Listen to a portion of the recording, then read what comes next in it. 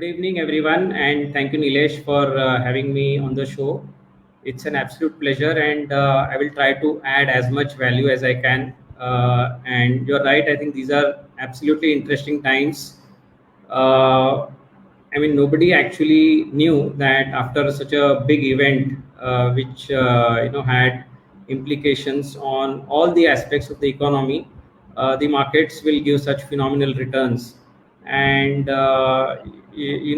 considering what has really happened in the last 8 9 months, I think the learnings have been like we have seen almost 8 9 decades, not 8 9 months, and having to see these cycles in such short period, definitely it is something beyond anybody's imagination.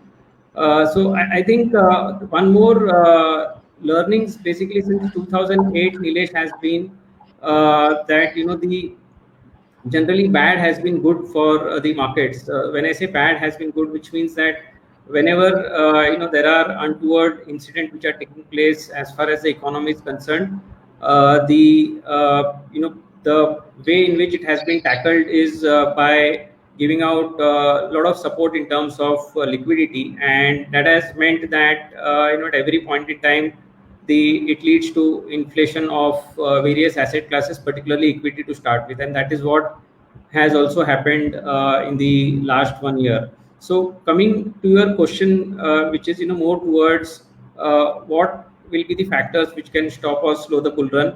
I don't think anyone today who is listening to me wants this bull run to stop, because everyone is sort of trying to make the most out of this market. But let me try to bring in just one small point here, is that like last year it was unanticipated that the markets will give this type of returns what it has given, and the mid caps and small caps will rally.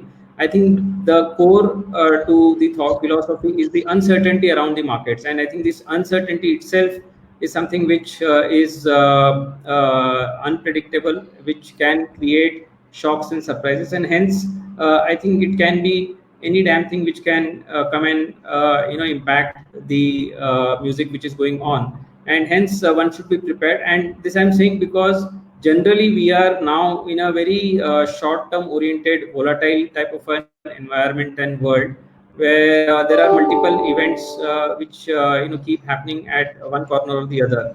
And so I think from that perspective, to think about the rally and what can actually impact, I think the rally, a lot of the credit will also go to the kind of liquidity which we saw, which was taking place, and hence to just look at the the reason which can impact is the liquidity again. So I would say that as most economies start stabilizing and the central bankers to withdraw the liquidity which is available, that itself can be one event where one needs to be a bit careful. That is more on the liquidity, but also fundamentally, let me bring in some perspective, because I think we as long-term investors, we like to look at the fundamentals and what fundamentally can have bearing on the markets. So I would say that while the markets recovery has been very smart, but even the economy has massively recovered, and we have seen most sectors doing extremely well in terms of the performance. Now, just remember one important aspect of this recovery has been that there was a lot of pent up demand which was there, festival season which supported the recovery, and biggest one was the cost savings which most companies got benefited out of. And in the last 3 months, some of the changes which we are witnessing is the input price inflation which has started happening globally, and that will have its bearing on the costs as we go along over the next 6 months. Secondly, the whole the pent up and the festival demand sustainability is something which we will have to sort of see as it as we progress over the next 6 months. Does that sustain or no? And hence from a stage where the expectation built out for the next year is pretty high, and that's already got built into the valuations. Any disappointment on those front fundamentally can cause some bit of volatility around the markets. And I would say that these two factors, one being the liquidity and the other fundamentally how the earnings pan out, not for this quarter but for the March and the June quarter, is something which needs to be watched to keep a tab on as far as the markets movement are concerned. So I think relatively, if I have to compare with the small caps, it is slightly better as far as the mid cap space is concerned, because generally the category is slightly more liquid. There are companies which are higher range market capitalization, and it is not as challenging as at times we find it in the small cap as a category.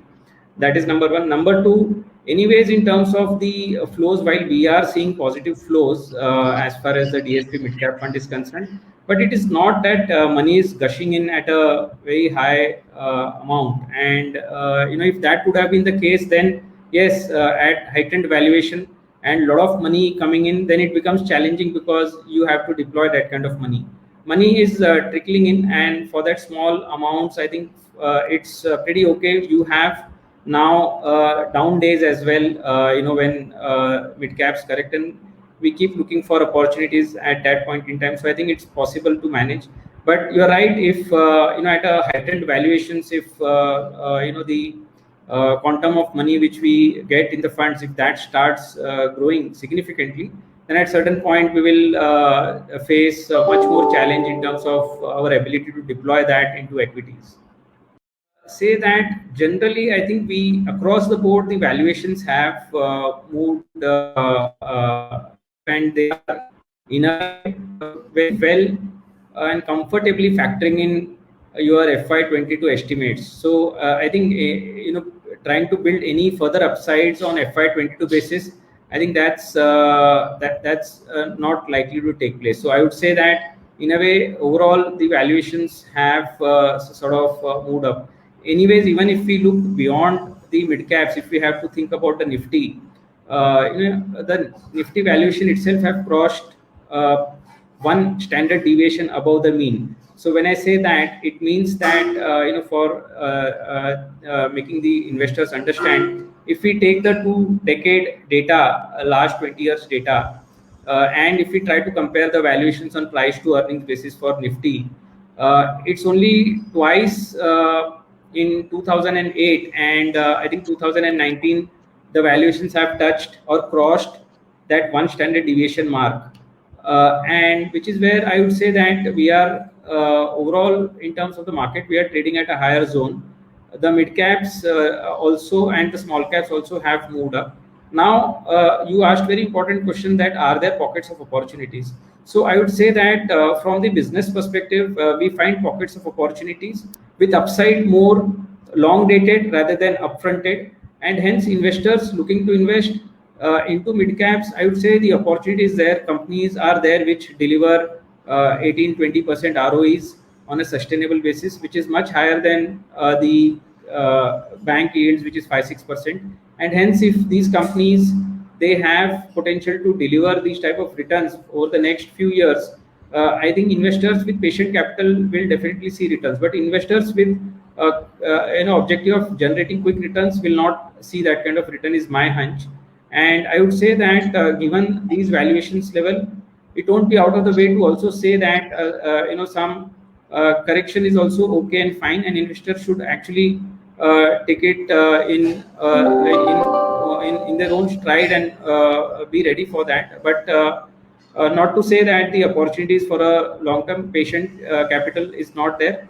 And the other caveat which I want to bring out, Nilesh, at this point is that I am also seeing the temperament and behavior which is reflected from the type of companies which are going up in the small cap space and in some mid caps as well. I would say that generally we are not going out nowadays for work. We are working from home. But had it been the our normal scenario, I would say that this is a kind of market where your lift man, your panwala will keep giving you guidance and advice on the stock, and next day he will say, "देखो मैंने बोला था आज 5% 10% चल गया है." So I think we are getting into some bit of that euphoric zone. So my I mean, only caution or guidance to the investors would be that as the price keeps going up, and especially for some of the inferior companies, one should start getting more cautioned and worried, and not become more euphoric, and try to move back to good quality names and good quality companies, because wealth can be created, but I think it is a slow process, it is a long term process, and that process should not be broken, and discipline should not be broken. So I would say valuations have crossed higher zone, and that's where we are at. Pockets of opportunities, like you said, I would say that I think the segments such as healthcare, IT, some bit of the agri input businesses and all. I think there we still have building materials as a category. There are some pockets of opportunities in terms of reasonable valuations and good opportunities. And then there are pockets which are very expensive, like the consumers, retail businesses and stuff. I think those have gone down, up to slightly expensive zone. So I would, look at. I'll just go by the data points there, Nilesh, and if I have to look at, let's say, the 3-year and 5-year performance data for the mid cap category of funds, I would say, as compared to the benchmark, which is the Nifty Mid Cap 100 Index, there are roughly about between 70 to 80% of the assets overall which has outperformed the benchmark. Now there are a few which has actually done quite a significant outperformance, and then there are some which are slightly closer to the benchmark but are better than the benchmark. So I would say, and last 1 year has been a bit challenging. I think it's about 30-35% of the assets have beaten the benchmark on a 1-year scale basis. So I mean, as compared to the large cap, where almost 85-90% of the funds have are underperforming the benchmark, this is a category which still, where the ability for you to showcase your ability to identify good companies and outperform is still intact or inherent, is what I can say. This is a category where I think the fund managers also have the ability to take higher active share, and the in the probability of their calls going right, the ability to generate alpha is there. So I would say the category still has the potential to generate alpha, and hence the movement away from good funds to the index will be slightly more long term in nature, is what I would say. If on a sustainable basis, if funds start underperforming, then I think the shift will take place. But as of now, I don't see that challenge happening. I will try to separate my answer on two aspects. One, whether the initiatives is going to help. Secondly, is it going to help immediately in this year, or is it going to be again slightly more long term in nature? So I can say that definitely what the government has done, I would really applaud all the initiatives which they have taken. Had it not been for these initiatives, please remember, India as an economy actually was decelerating before the COVID, and post COVID we would have had a different challenge in terms of how do we come back in terms of the revival. So I would say that while the normalcy in terms of people coming out and spending and consuming, that is helping our economy, at the same time the government's initiative has been pretty timely, and this can have a very bigger impact, is what I feel, on the overall manufacturing sector, and which can create more rounds of spending. Private sector spending will improve, and I think this is, when I say well timed, it is also important to realize that this is also a scenario where globally companies are trying to diversify away from China. So more initiatives which the government gives to Indian manufacturing, and combined with the fact that globally customers wanting to look at the other areas, diversify their manufacturing, I think that's a good opportunity for us. We need to be very disciplined about and also very timely about how we need to execute these initiatives. So I think that's going to be very important from that perspective. The second important aspect here to understand is that these, they have chosen 13 sectors, and these 13 sectors are already the ones where we have some kind of competitive advantage. We have in a way arrived in those, and we can really become good suppliers to the world. So be it the pharmaceutical APIs, be it specialty chemicals, be it auto ancillary. I think these are all categories where we are already established. So I think those, in a way, which means that we don't have to worry about how do we scale and how do we start supplying. We just have to make sure that we are getting these incentives timely. The government is supportive, and I think that should work well for India as a country. So I think the whole manufacturing and private sector capex, which was lying low for many years, I think that can see some good revival over the next 2 to 3 years or 4 years.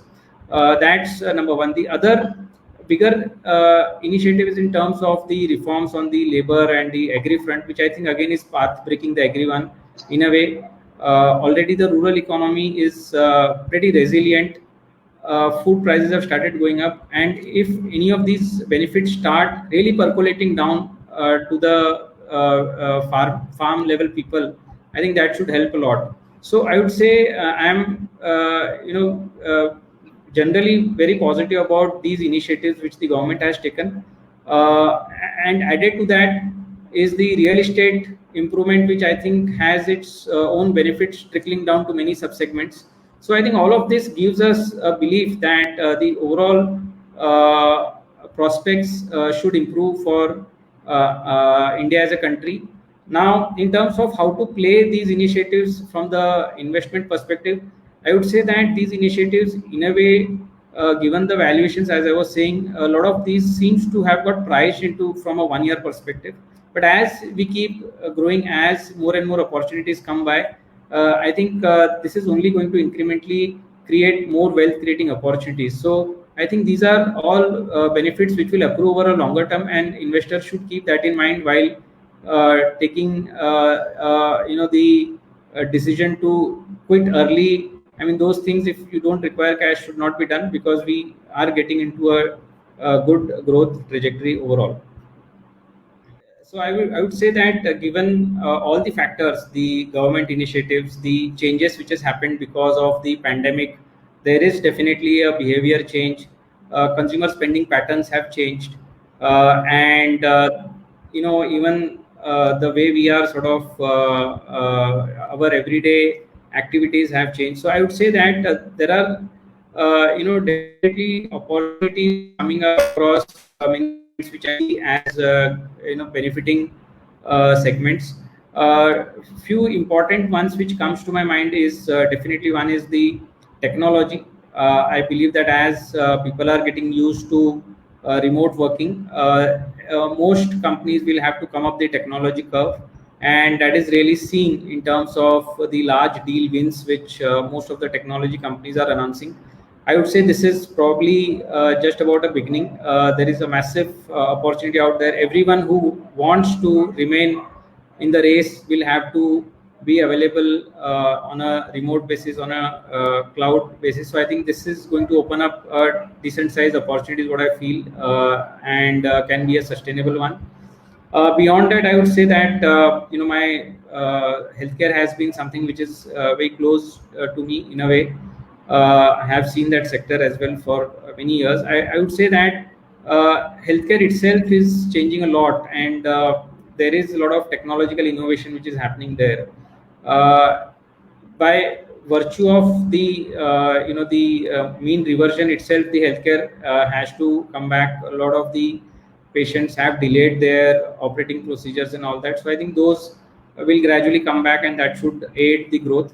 Plus, there has been significant investments which the companies have done to tap the global market, especially the US. I think some of those specialty initiatives are likely to pay off. So I think that's something which needs to be kept in mind. And anyways, with the pandemic and now vaccination taking place, there is the other opportunities which is getting which is opening up manufacturing, distribution, and all of that. And post that, I think it will be the testing which will go on. So I think across the value chain, we are seeing benefits out there. In terms of the cyclical recovery, I would say that the slightly medium to long term impact of the initiatives which the government has taken. So I would say the capital goods, engineering companies, stroke cement businesses should do well, is my assessment. And one sector where we believe there is cyclical outperformance likely is the automobile sector. To some extent, the rally has captured that to some extent, but we still believe that coming out from a 2 years of dull phase, I think the automobile sector can perform well. So I think these are some areas which we believe in terms of the segments can perform well. And also I'm positive on the overall agri related businesses, because I feel there is agri is a huge opportunity and can be tapped for a long period of time. So I think that's where we are generally overweight in a way.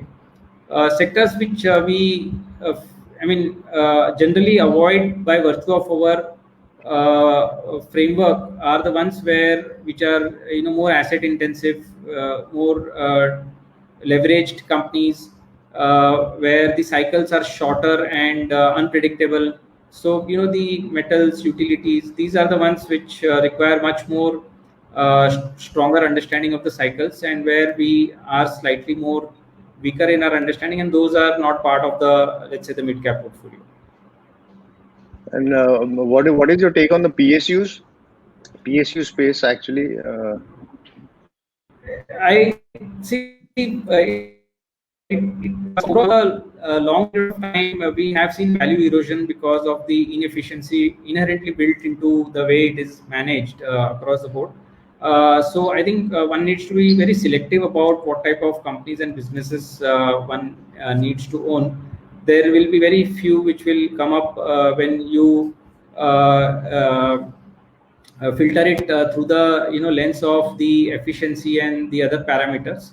So I would say that the sector is cheap as the sector PSU is cheap, and the whatever that we call value based rally may create some amount of upside. But I would say that one needs to be slightly more careful about what type of companies and businesses one is looking at from the PSU angle.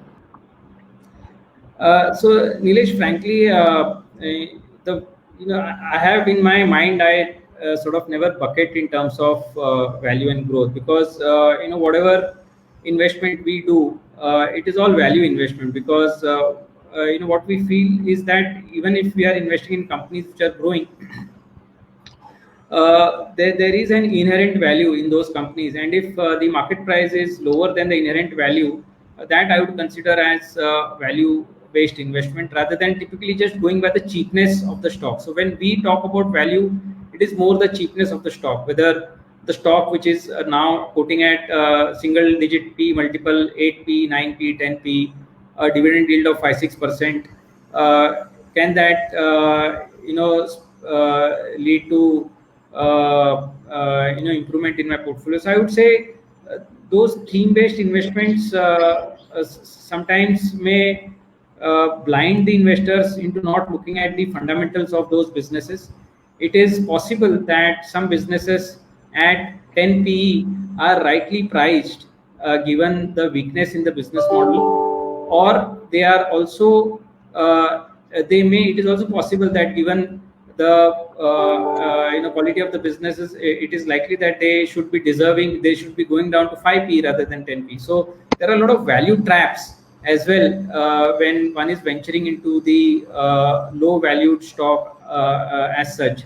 So I would say it is very important for any investors to filter it through the lens of the fundamentals of the business, try to understand the inherent value of the businesses, and even if it is a growth company, but if you're buying at a discount to the inherent value of that company, I think that company can deliver you return even if it is quoting at 25-30 PE.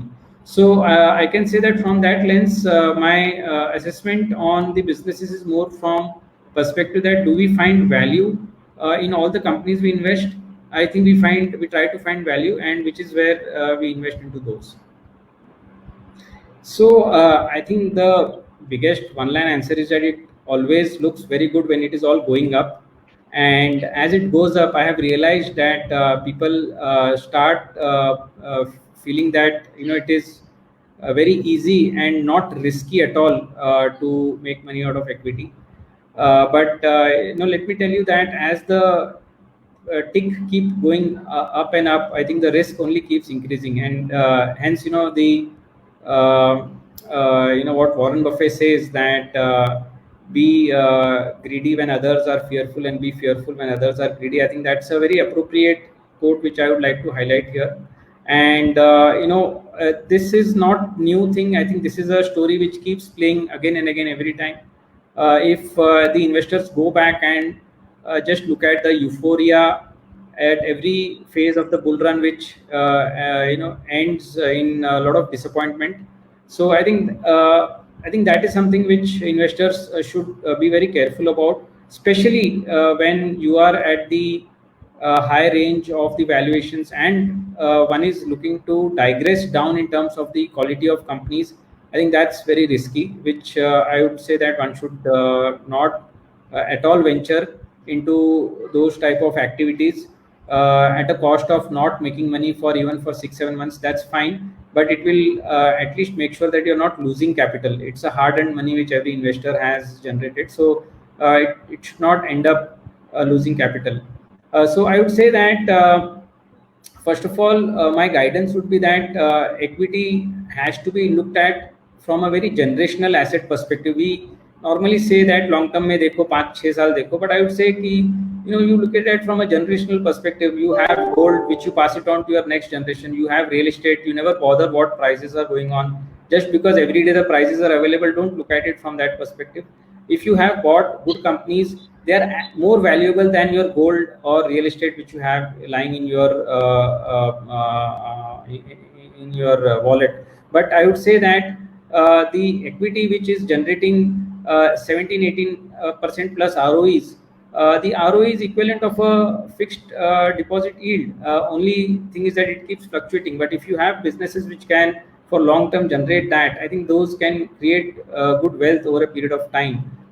So I think from that perspective, investors first of all should have a long term view, not digress in terms of quality, especially at a times like this. They should avoid doing that, is what I can say.